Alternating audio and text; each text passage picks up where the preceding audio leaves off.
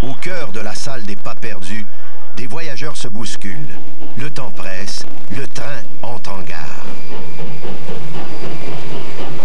Le temps d'une attente, des étrangers auront partagé un instant de leur existence, échangé des au revoir, puis laissé le train les emporter vers une autre destination. Dans ces palais des allées et venues, l'heure bat la mesure et impose son rythme aux voyageurs fébriles. Les gares sont les témoins précieux de l'histoire ferroviaire canadienne. Semées sur tout le territoire, elles ont tenu bout à bout les mailles de cette grande chaîne de métal. Elles ont regardé se bâtir le réseau, vu naître villes et villages. Pendant près d'un siècle, les gares ont été au centre de la vie. Elles furent l'élément le plus visible de la suprématie des compagnies ferroviaires, nouveaux maîtres du temps. 21 juillet 1836, c'est le voyage inaugural du premier chemin de fer canadien. Entre La Prairie et Saint-Jean-sur-le-Richelieu, plusieurs qualificatifs sont utilisés par les dignitaires pour décrire leur satisfaction face à cette grande invention. Habitués au cheval et à son attelage, ils font grand éloge de la vitesse vertigineuse atteinte par la nouvelle machine. Certains parlent même de merveille du siècle. Au cours du voyage, aucun mot n'est soufflé au sujet des deux bâtiments, d'un genre pourtant nouveau et récemment construits aux deux extrémités de la ligne. Les premières gares du Canada n'ont rien pour susciter les passions. Les gares de La Prairie et de Saint-Jean sont de simples bâtiments de bois lambrissés et terminés à la dernière minute. En 1836, la conception même du mot gare est encore inexistante.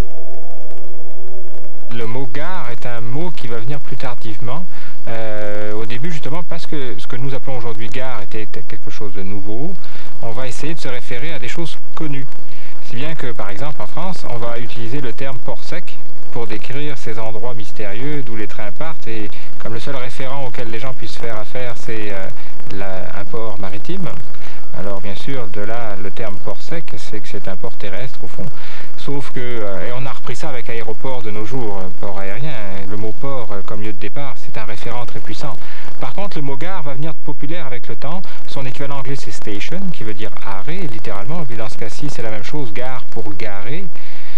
Parce que le rôle principal, enfin un des rôles principaux de ce que nous appelons une gare, en dehors des points de départ et d'arrivée, c'est d'être justement un endroit où le train qui a priorité passe, tandis que le train ou les trains qui n'ont pas priorité se tassent. Ce que nous disons, c'est qu'ils se garent.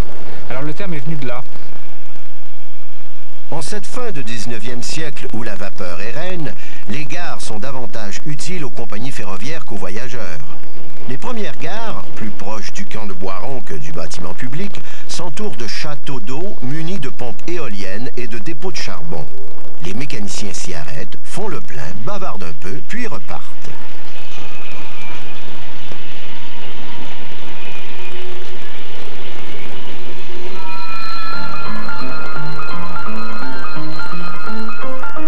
Mais à mesure que le train avance et croît en popularité, le besoin de bâtiments plus fonctionnels se fait sentir. Les voyageurs s'entassent sur des débarcadères boueux, l'absence de plateforme de bois fait la vie dure aux souliers vernis et aux ourlets des longues robes de velours. Les marchandises, qui transigent de plus en plus par le chemin de fer, encombrent le passage. La conception même d'une gare, d'une vraie, s'impose. Ne reste qu'à l'inventer. Les modèles européens sont d'abord des modèles pour les gares secondaires. Si on pense par exemple à la gare du Montreal and Lachine Railroad qui va être construite dans les années 1840, entre 1840 et 1850, c'est sa phase d'expansion, 1847 en fait, la gare elle-même a plutôt l'air d'une espèce d'abri. Ce qui serait plus proche du terme américain dépôt à ce moment-là que tout simplement gare. Il n'y a pas un lieu particulier pour l'accueil des passagers, ni le traitement des bagages en particulier. Ça vient tout doucement et plus tard. Quand on va vouloir commencer au Canada à adopter des gares, des terminus en fait, donc des points centraux dans les villes importantes, là en fait on va faire affaire à des référents nord-américains, à des styles qui deviennent populaires ici.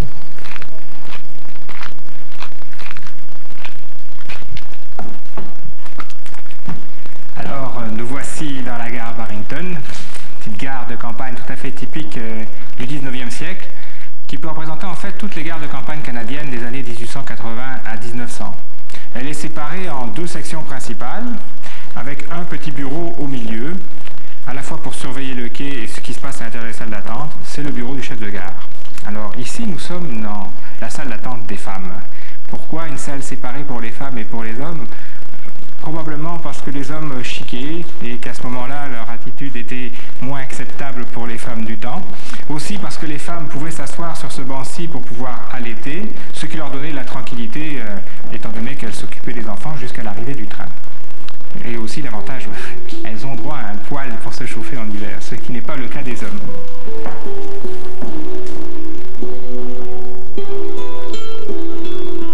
Construite là où le train l'amène, la gare est souvent la première terre d'accueil des colons et des immigrants venus bâtir leur avenir et le pays.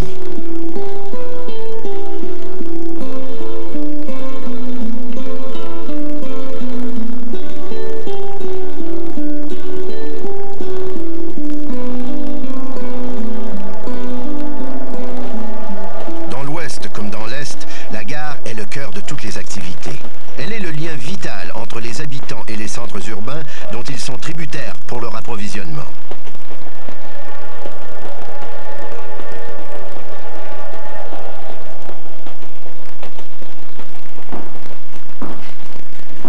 Nous voici donc maintenant dans la salle des hommes, plus encombrée, plus petite aussi que celle des femmes. Ça dépendait des gares, mais celle-ci servait également de dépôt de marchandises, parce qu'il faut savoir que les gares de campagne n'ont pas qu'une seule fonction. Elles ne servent pas qu'à ramasser les passagers et à les déposer. Il s'agit aussi de pouvoir faciliter le commerce des marchandises. Et donc, volailles, lait, produits agricoles sont souvent ramassés par les trains qui passent et les amènent à la ville où des courtiers se chargent de les distribuer. Les gens, bien entendu, vont pouvoir acheter leurs billets ici et vont fréquemment même acheter des lisières de tickets pour pouvoir avoir des tarifs réduits sur leur transport de marchandises agricoles. De plus, le bureau du chef de gare est également souvent la bonne place pour les popotins et savoir qu'est-ce qu'il y a de nouveau. C'est la place où le télégraphiste se tient.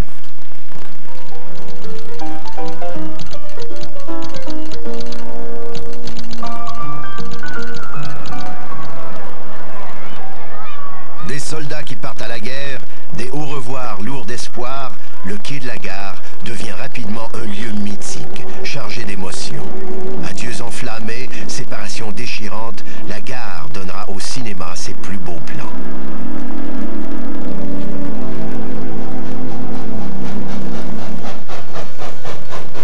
Partout où le train s'enfonce, au Québec, en Ontario et dans les Maritimes, les gares suivent et marchent sur ses talons. Au milieu du 19e siècle, l'heure de gloire de la gare n'a pas encore sonné, mais des améliorations sont apportées au confort des voyageurs. À Montréal, la gare construite pour accueillir la clientèle urbaine de la nouvelle compagnie Montreal and Lachine Railway en 1847 offre de larges fenêtres. Les toits ornementés font leur apparition. Pour la construction de ces gares, chaque compagnie y va de l'inspiration du moment. Cela donne lieu à une explosion de styles. Cette variété de toits compliqués, qui part plusieurs gares canadiennes, a néanmoins son utilité. Il y a plusieurs raisons à construire des gares qui ont des formes qui dépassent la fonction. Parce qu'après tout, le rôle d'une gare, c'est d'abord et avant tout de servir de point d'arrêt, de traitement des passagers et des marchandises.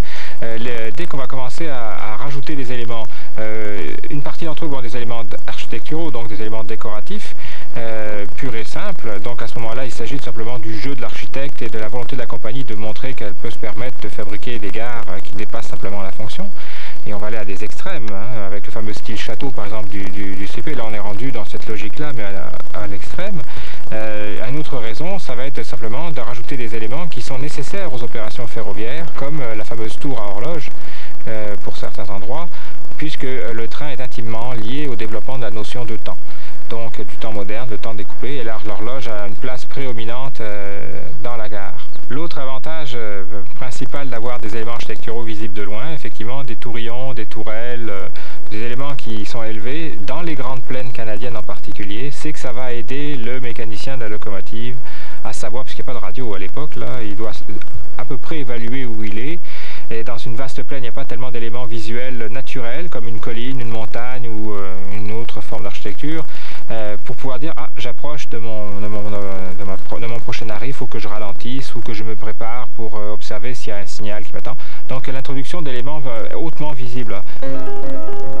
À partir de 1890, l'industrie ferroviaire est en plein boom. La voie ferrée, devenue l'épine dorsale du Canada, vit un essor sans pareil. Les voyages en train entrent dans les mœurs et les touristes d'Europe et des États-Unis découvrent ce grand pays maintenant dompté. Les petites gares devenues désuètes ne rendent pas l'image de prospérité que veulent projeter les dirigeants des compagnies ferroviaires. Pour ces nouveaux souverains, il faut de nouveaux palais. À la fin du 19e siècle, les grandes villes canadiennes verront s'ériger dans leur cœur des gares somptueuses dont le faste n'aura d'égal que la vie menée par les patrons du rail. Sur ce terrain, deux grandes compagnies vont s'affronter, le Canadien Pacifique et la compagnie du Grand Trunk, plus tard le Canadien National. Avec eux commence la fabuleuse course à la fierté.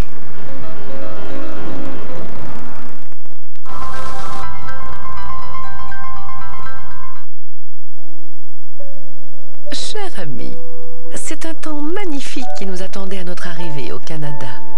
Les habitants sont d'un commerce agréable, et si l'on en juge par le luxe de la gare où nous pénétrâmes, la vie ici me semble plutôt bonne.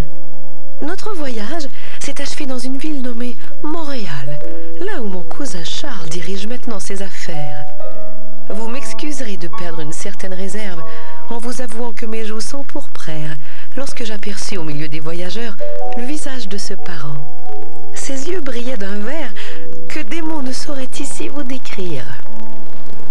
La gare, témoin de ce bel élan de jeunesse et dont il est question dans cette lettre d'une jeune touriste américaine à son ami de New York, est la fabuleuse gare Windsor de Montréal, propriété du Canadien Pacifique.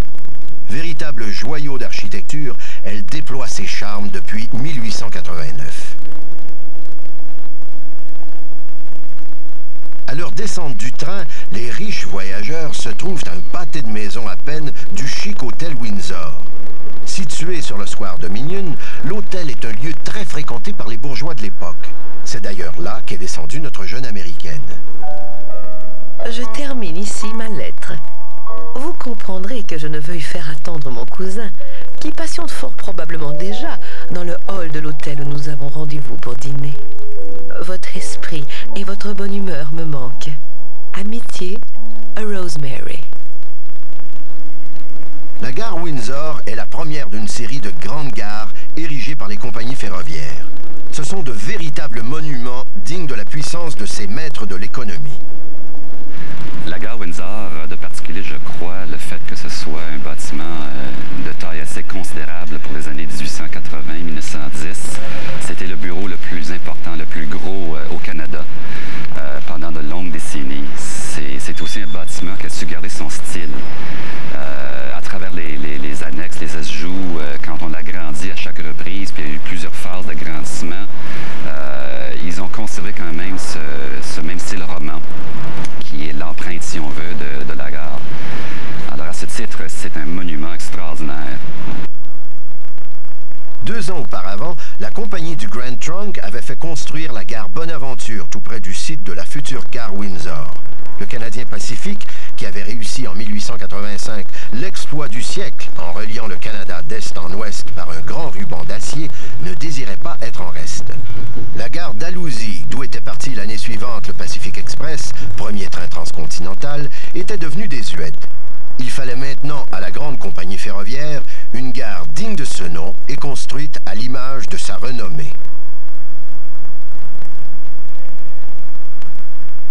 La gare Windsor porte la marque de Cornelius Van Horn, alors vice-président du Canadien Pacifique.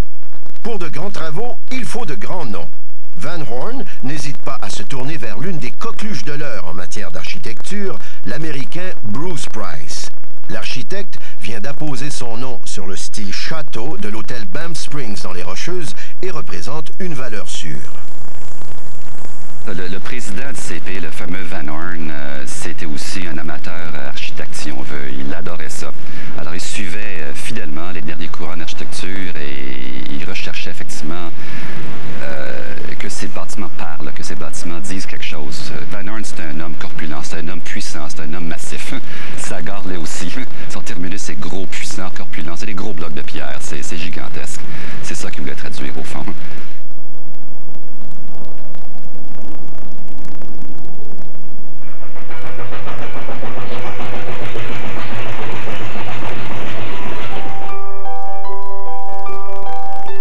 Pour Van Horn, la gare est plus qu'un emblème. Elle est la grande vitrine des compagnies ferroviaires. Le service doit donc y être irréprochable. On raconte qu'un jour de février, un agent au service voyageurs du CP aperçoit un enfant seul au milieu de la gare. Son père, avec qui il voyageait, l'avait laissé là depuis 3 bonnes heures déjà.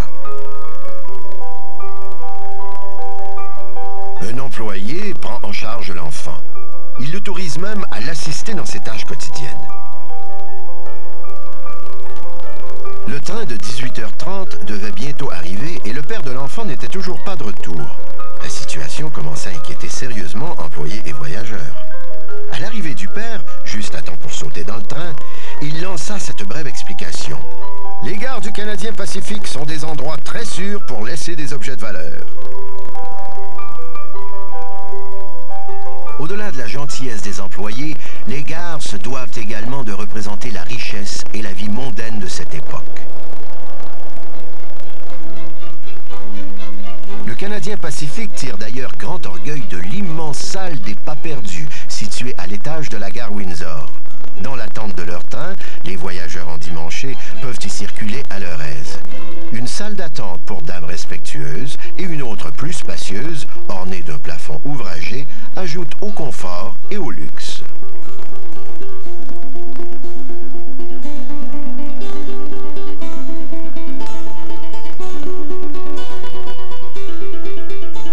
Au cours des années, têtes couronnées et grands noms de ce monde ont défilé dans la grande gare Windsor du Canadien Pacifique. Des visiteurs de marque ont tour à tour traversé l'immense salle des pas perdus. Parmi ceux-là, le roi George VI et la reine Élisabeth, de même que le président John F. Kennedy et son épouse Jacqueline. La gare Windsor et son cortège de gens du monde portent un réel ombrage à la gare Bonaventure de la compagnie du Grand Trunk. La construction d'une nouvelle gare s'impose si elle veut améliorer son image de marque. Mais des problèmes financiers obligeront rapidement le Grand Trunk à laisser derrière ses rêves de grande réalisation. Il faudra attendre jusqu'en 1943 avant que la gare de style Second Empire ne soit finalement remplacée. Construite par le Canadien national, la nouvelle gare, moderne et plutôt sobre, est inaugurée en grande pompe.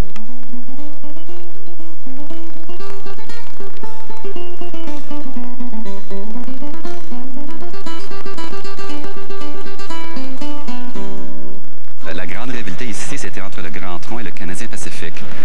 Les deux compagnies vont construire leur gare à une rue de distance l'une de l'autre. La gare Windsor ici, la gare du Grand Tronc à une rue en bas là.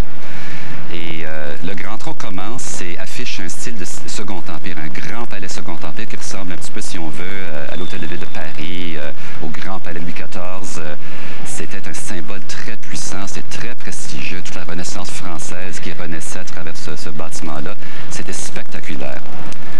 Le CP regarde ça, puis quelques mois plus tard, lance ses propres plans et décide d'adopter ce style roman. Un gros château fort roman très américain. C'était vraiment le dernier cri aux États-Unis. La bataille est lancée, les deux compagnies affichent leur couleur tout de suite. Il n'y a pas à confondre les deux compagnies, alors vous choisissez votre style, vous choisissez vos symboles, et puis voilà. Le Canadien Pacifique, que rien ne semble arrêter en cette fin de siècle, continue sa course à la fierté civique. Le flamboyant style château atteint son apogée. En 1888, la petite gare de type dépôt à Vancouver n'est plus de classe à accueillir les voyageurs du transcontinental. Un bâtiment de style château baronial prend sa place et impose le Canadien Pacifique en tant que porte de l'Orient. En 1898, le CP remplace la gare d'Alousie à Montréal par un concept moderne et nouveau, la gare-hôtel Place Vigée. De style Renaissance française, elle est signée Bruce Price. Cornelius Van Horn, devenu président de la compagnie, dira de cette nouvelle gare « Elle est bâtie en l'honneur de la race canadienne-française ». La gare et l'hôtel qu'elle abrite ont du panache. Mais, trop éloigné du centre des activités, l'hôtel fait péniblement ses frais. En 1935, il ferme ses portes. La gare poursuivra ses activités jusqu'en 1951. Le 14 septembre 1915, un train funèbre s'éloigne de la gare Windsor, entièrement drapé de blanc et de noir. À bord, la dépouille de Cornelius Van Horn effectue son dernier voyage, laissant derrière lui un grand héritage.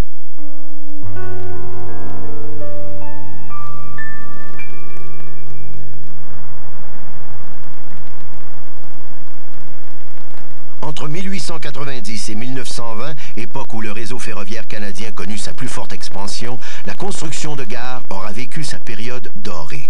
Mais qu'elle soit faste ou humble, palais des villes ou maison des champs, la gare allait être à l'origine de l'une des plus grandes révolutions de l'humanité, le temps.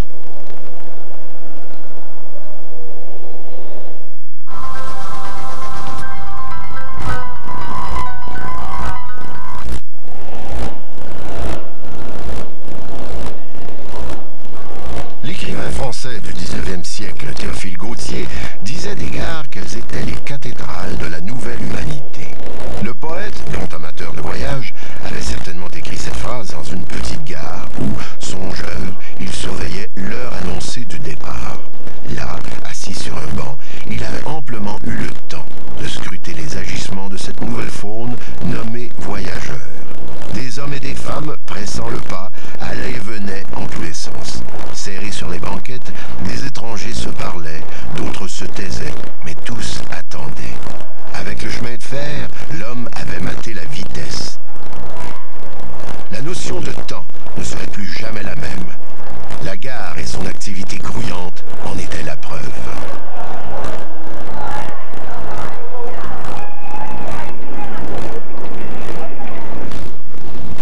Partout sur le territoire, dans chaque gare, petite ou grande, un élément de véritable objet de culte occupe maintenant une place de choix. C'est l'horloge de la gare, la nouvelle maîtresse du temps. Pour elle, on érige des tours, on lui offre les niches les plus élégantes. Sous son regard, le pays, en proie à la folie du rail, vit des heures nouvelles. On peut dire que les chemins de fer donc ont introduit la notion de temps tel que nous le connaissons, le temps découpé très précisément, un temps aussi où la notion de ponctualité est importante. Alors c'est entendu que dès qu'on parle de transport mécanique, on n'est plus tributaire ni du vent, ni des marées, ni de rien qui soit en fait irréel ou tout simplement irrégulier. On a la possibilité de maîtriser le temps et l'espace, ce qui veut dire, quand le train se développe, qu'il y a des problèmes à cette notion-là, c'est que c'est nouveau. Donc les trains, si on veut qu'ils puissent ne pas se rentrer les uns dans les autres, parce qu'il s'agit de partager des voies, il faut à ce moment-là introduire un système rigoureux d'horaire, puis avoir des heures qui soient les mêmes pour tout le monde. Autrement, si moi je vous dis il est 5 heures, 5 heures heure de Montréal, 5 heures heure de Toronto, et même à l'intérieur de Montréal, combien y a-t-il de monde qui vont dire mon 5 heures est en avance du tien, ou ce qui est très dangereux pour un chemin de fer. Alors les chemins de fer vont être les premiers à promouvoir ça, et le personnage le plus connu qui va être appelé le père de l'heure normale, c'est Sandford Fleming, un autre immigrant écossais qui va travailler dans les chemins de fer canadiens, va faire beaucoup de choses, et en particulier pousser pour l'introduction officielle d'une heure dite normale en français, ou standard time en anglais, mais qui va être populairement connue sous le nom de railway time, ou l'heure des chemins de fer, puisque c'est eux qui vont être les promoteurs de ce nouveau système horaire. L'horloge devient un symbole puissant. Je t'attendrai sous l'horloge de la gare, diront les amoureux du monde entier en quête d'un baiser volé ou d'un rendez-vous clandestin. À la boîte!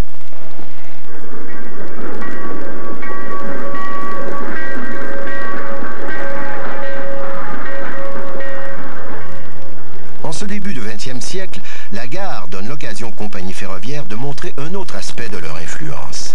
Elles imposent à tous ceux qui y pénètrent un cadre strict.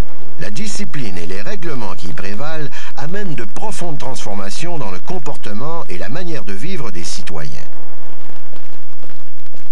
Autrefois laissé à lui-même, le voyageur est maintenant pris en charge dès son entrée à la gare. Il se procure un billet, remet ses bagages, accepte d'être dirigé vers une salle d'attente. Il embarque sur un ordre, s'assoit là où on le lui dit et descend quand on le lui demande.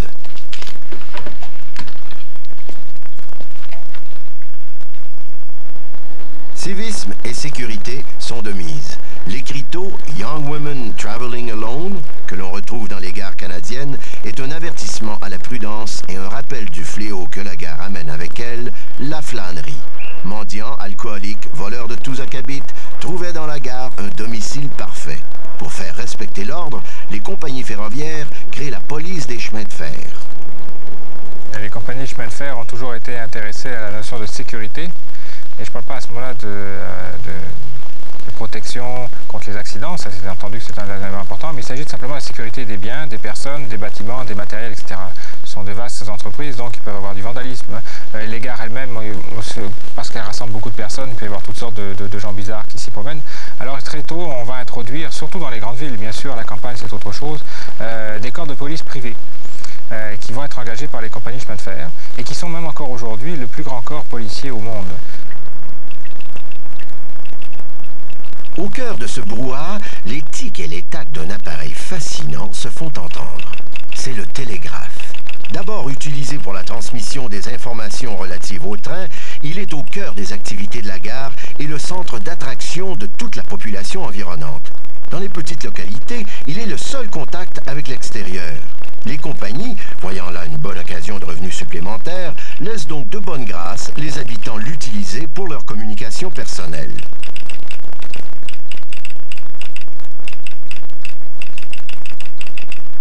Le chef de gare est un personnage relativement important à la campagne, plus qu'à la ville. Son rôle, en fait, est décuplé par le fait qu'il est à la fois chef de gare, donc la personne qui s'occupe de la gare, vend les billets, etc., mais également celui qui opère le télégraphe.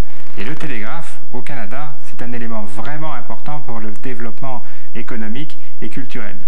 Alors, voici son lieu de travail, pas très grand, mais pour l'époque très moderne, équipé en fait de son poste télégraphique, souvent de l'électricité, et un peu plus tard, avec le tournant du siècle, il va être un des premiers endroits où le téléphone va apparaître. Le télégraphe est l'apanage unique du chef de gare. Cela demande une habileté technique que seul un personnage aussi important que lui peut se vanter de posséder.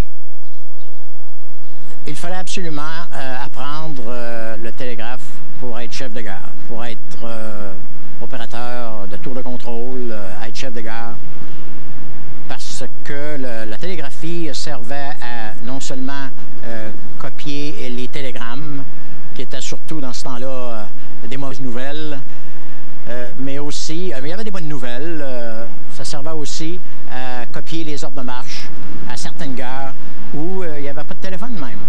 Alors le télégraphe, c'était la première chose à apprendre pour devenir chef de gare. Oui. Le chef de gare occupe une position prestigieuse qui le place immédiatement derrière le médecin et le curé du village. Il a droit à son bureau et à son fauteuil. Des horaires de train jusqu'à la recherche d'objets perdus, il tient sur ses épaules l'entière responsabilité des activités de la gare.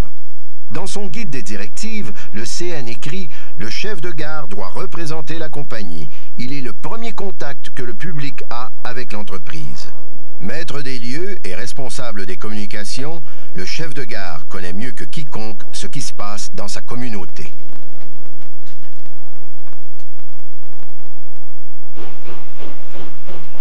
La gare, c'était un point central d'occupation des gens. Le soir, quand le train arrivait, surtout aux endroits où le train arrivait le soir, c'était la communauté qui se rassemblait là, sur le quai de la gare, à l'intérieur dans la gare, pour attendre le train. Parce que le train apportait les colis qu'ils pouvaient attendre, le train apportait, amenait les gens qu'ils pouvaient attendre. Alors c'était l'endroit où les gens se rassemblaient pour parler, discuter, rencontrer des amis, en attendant le train. partir de la fin du siècle, une importante distinction entre les gares des villes et celles des milieux ruraux commence à s'établir. Les premières, imposantes et modernes, servent au prestige des compagnies. Les autres, rudimentaires et isolées, deviennent souvent la raison même de l'existence d'une ville. Pour des générations d'employés de chemin de fer, ces gares de campagne allaient être bien plus qu'un lieu des arrivées et des départs. Elles deviendront leur logis.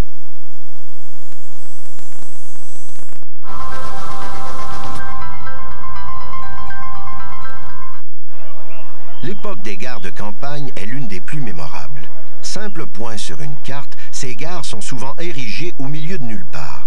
Le chef de gare n'a d'autre choix que d'occuper les lieux. Pendant des décennies, des familles entières ont dormi dans les vapeurs des locomotives, bercées par le bruit sourd des convois qui s'y arrêtent jour et nuit.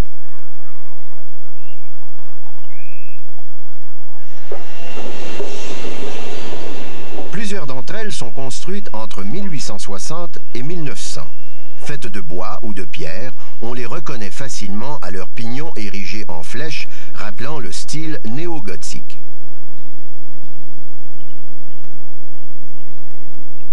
Le chef de gare et sa famille occupent l'étage supérieur. On y retrouve une cuisine rudimentaire, un séjour et quelques chambres. Les jeunes célibataires qui commençaient dans la profession devaient, eux, se contenter d'une seule pièce. Dans l'Ouest canadien, où des centaines de villes et communautés agricoles doivent leur existence au Canadien Pacifique et au Grand Trunk, on attend le train qui, lui, amènera la gare. Quand un chemin de fer se construit, les gens savent à peu près à quelle vitesse un chemin de fer avance sur son projet de construction. Donc, connaissant à peu près la limite d'une locomotive avant qu'elle ait besoin de faire le plein d'eau, etc., certains spéculateurs vont acquérir des terrains en disant « Je pense que le chemin de fer va construire une gare dans cet endroit-là parce qu'il devrait être rendu là dans sa construction, puis il a besoin d'une gare là. » C'est un risque élevé, les terres sont à bas prix, et c'est un phénomène qui va se généraliser.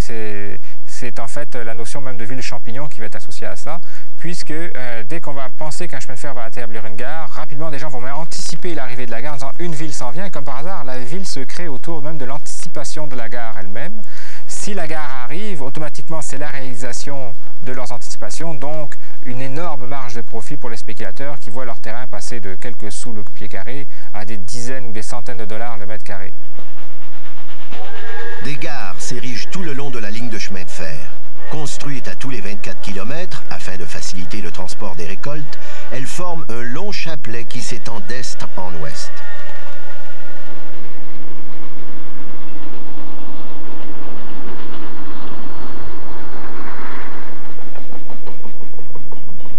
Le temps faisant défaut, on les nomme à la hâte, souvent par ordre alphabétique. Les agglomérations qui naissent à la suite du passage du train prennent simplement le nom de la gare. Dans l'Est, comme dans l'Ouest, plusieurs gares de campagne sont construites à la va-vite et avec un souci d'économie. Le confort y est plus que relatif.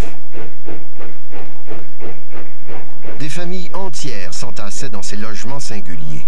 Fille de chef de gare, Cécile Blais n'a pas oublié son enfance passée dans ces étranges maisons de train. Le logement était ici, là. Ça, c'était le salon, la salle à dîner. Puis en arrière, ici, c'était la cuisine. C'est tout ce qu'il y avait en bas. Puis ça, c'est un solarium qui a été ajouté après, là, en 46, je pense, 45. La gare branlait toujours un peu, hein. C'était comme un petit tremblement de terre à chaque fois. Mais on le sentait plus, hein. Quand on est habitué, on s'en apercevait pas. Moi, ça me dérangeait pas non plus que les trains passent devant ma fenêtre, moi, du tout.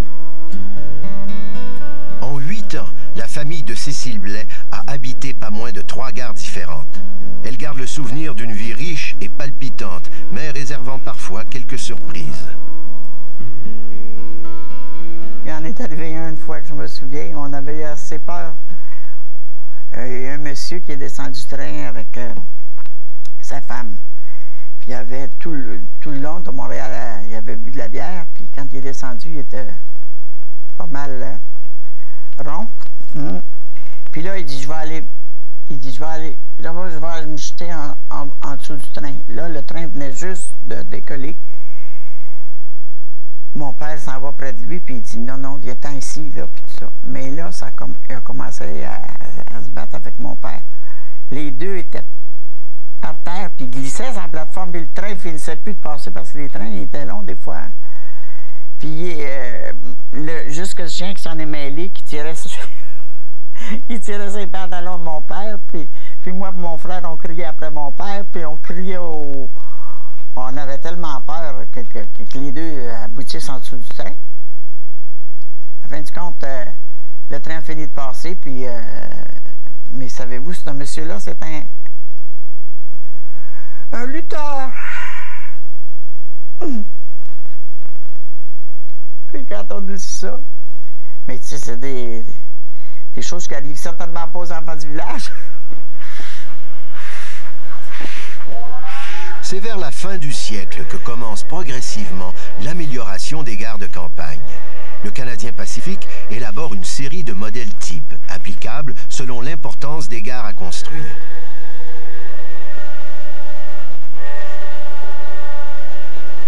Quelques années auparavant, Sanford Fleming, ingénieur au CP, avait proposé un plan standardisé de développement des villes. Il n'eut pas un grand succès dans ses premiers efforts d'urbanisme, mais on conserva l'idée de la gare comme point central du développement urbain.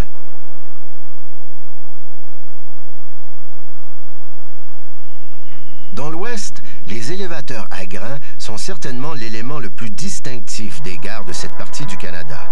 Bien des gares auxquelles ils étaient attachés sont aujourd'hui disparus, mais les colosses s'élèvent toujours fièrement au-dessus du paysage des prairies.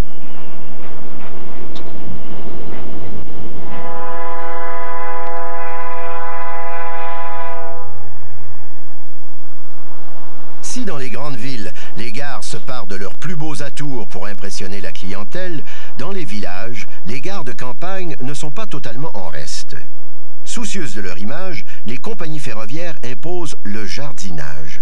Cette mode, inspirée des gares d'Angleterre, est d'abord reprise par le Canadien Pacifique dans les années 1890. Les jardins de gare, entretenus avec la bienveillance des chefs de gare, apparaissent d'abord de façon informelle. Mais en 1908, la présence de jardins permanents devient une directive corporative.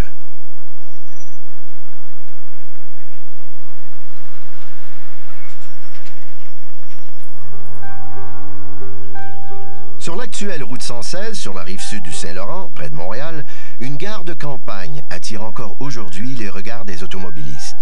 La gare Saint-Bruno de Montarville fut construite au début du siècle par de riches familles anglophones de Montréal, possédant des résidences secondaires sur les flancs du mont Saint-Bruno. Arrivés au village, à bord de leur wagon privé, ils s'attardaient sur le quai de la gare avant de se diriger vers leur domaine pour un séjour de villégiature.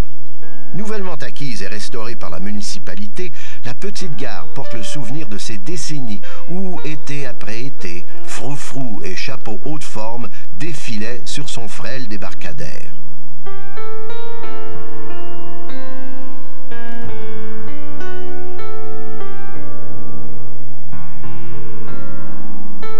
Toutes les gares n'ont pas eu la même chance. Après la guerre, avec le déclin du chemin de fer, plusieurs de ces belles sont abandonnées à leur sort, disparaissant peu à peu de la mémoire. Mais certaines résistent toujours obstinément au passage du temps et au pic des démolisseurs.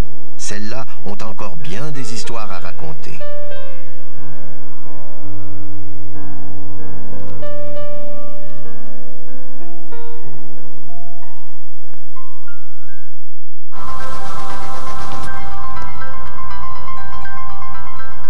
Une carte d'anniversaire contenant 2...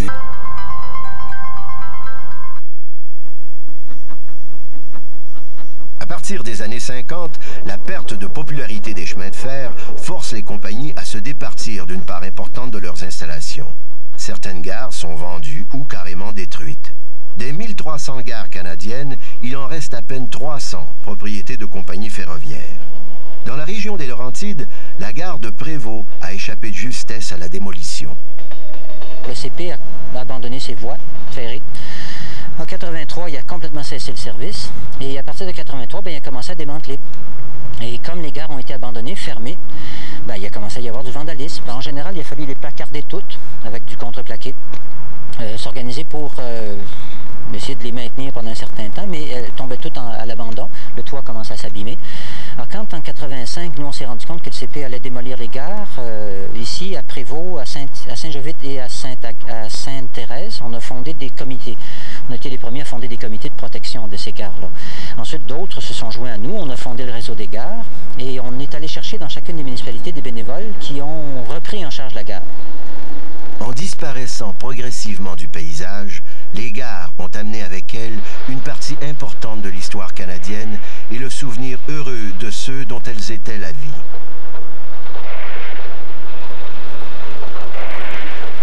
Les gens se parlaient, c'est tous des gens qui se connaissaient, c'est des gens du coin, les gens se parlaient. Ils connaissaient, souvent ils connaissaient le chef de gare beaucoup, surtout le chef de gare régulier. J'ai pas eu l'occasion d'être régulier chef de gare, j'ai toujours fait du surnuméraire, du remplaçage. J'étais moins connu des gens où je travaillais à ce moment-là, mais les gens étaient toujours familiers, étaient toujours chaleureux avec le chef de gare parce qu'il était bien considéré, le chef de gare. À la fermeture des gares, des villes entières se sont éteintes. En Ontario, les villes de Reddit, Followett et Nakina, qui comptaient pourtant sur leur territoire des gares divisionnaires, sont aujourd'hui des villes oubliées.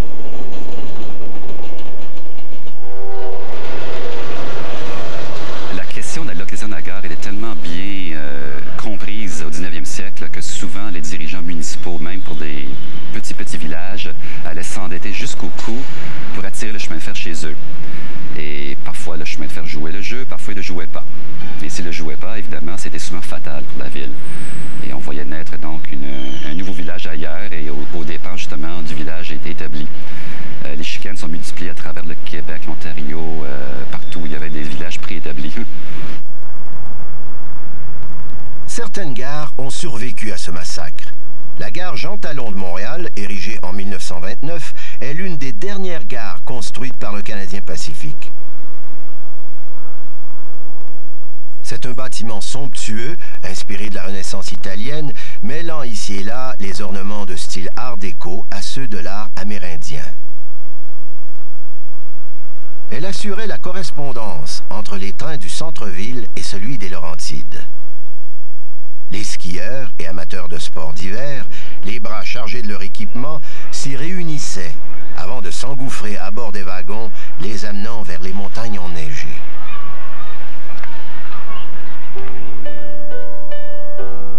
Achetée en 1984 par la ville de Montréal, elle est transformée en station de métro et laissée dans un état de semi-délabrement jusqu'à sa vente en 1995 à une chaîne d'alimentation de Toronto. Des travaux de rénovation lui ont rendu un certain lustre. Malgré le changement de vocation, certains détails architecturaux nous rappellent toujours son passé glorieux.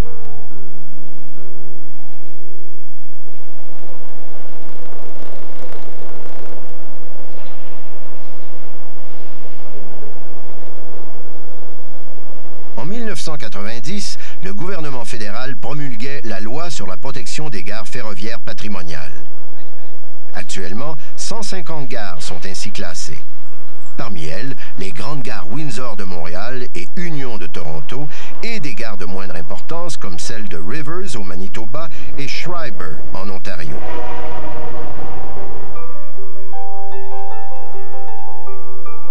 À Saint-Jean-sur-le-Richelieu, là où toute l'histoire ferroviaire commence, on a reconnu la valeur patrimoniale du site, mais le bâtiment qui fut rénové en 1980 n'a pas permis à la gare de recevoir ses lettres de noblesse.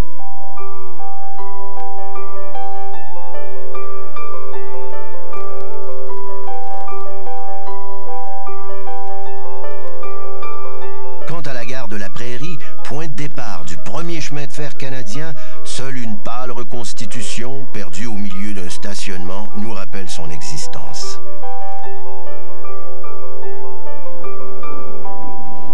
Tout le pays naissant a vécu à l'heure de la gare. Immigrants, colons et nobles ont usé le bois de ces quais. Longtemps après eux, les politiciens ont continué à utiliser l'image de la gare pour donner force et poids à leurs discours. Les gares demeurent les fidèles témoins d'une grande épopée, la construction du chemin de fer canadien. Elles sont le souvenir concret de cette fabuleuse période de notre histoire, alors que l'industrie ferroviaire incarnait modernité et prospérité.